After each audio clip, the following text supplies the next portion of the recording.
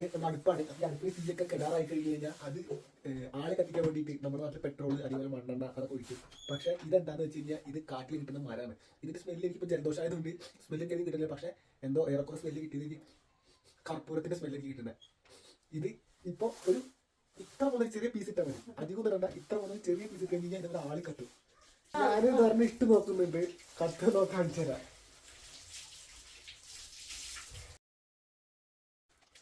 उसके ऊपर रखो, ऊपर जल रहा है ना, वो जल रहा है उसमें।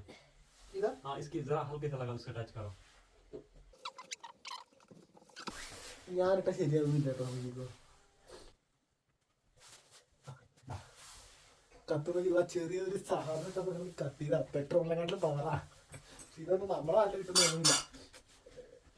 അറിയാ ഈ ഇങ്ങനത്തെ കാട് അങ്ങനത്തെ ഏരിയയിലൊക്കെ താമസിക്കുമ്പോൾ നമുക്ക് ഇങ്ങനത്തൊക്കെ കാണാം.